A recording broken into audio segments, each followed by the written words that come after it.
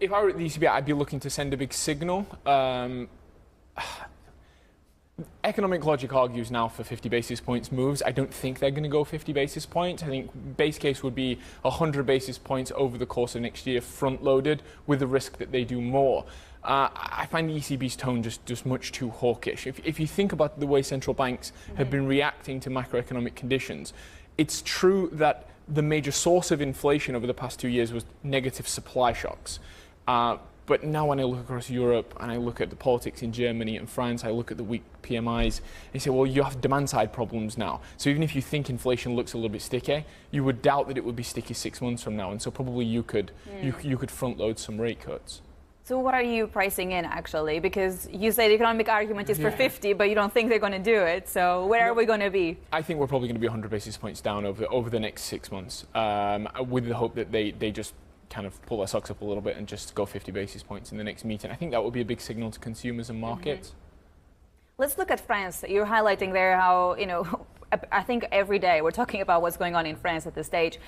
How are you reading the downgrade from Moody's? Is there more to come? Do you think they will actually come to any sort of deal within the French Assembly to actually correct their public finances? I think in a haphazard way they'll come up with some deal to get fiscal policy on a, let's say, somewhat sustainable path. The question is, what kind of political agreements need to be made? Will we see reform reversal?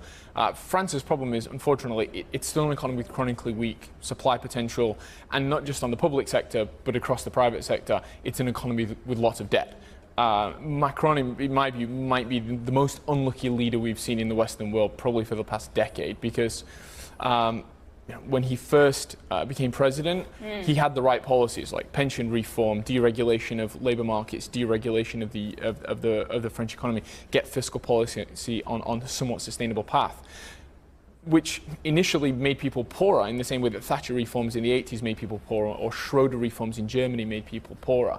The hope is then, with that additional competitiveness, the economy grows, but unfortunately it was hit by COVID, and then the gas shock, the Russian invasion of Ukraine. And now French voters say, well, we took the pain, we took the medicine, but economic conditions have not improved. And that, I think, is now producing the political disenchantment we see in France.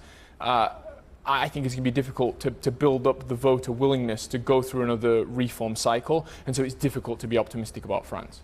So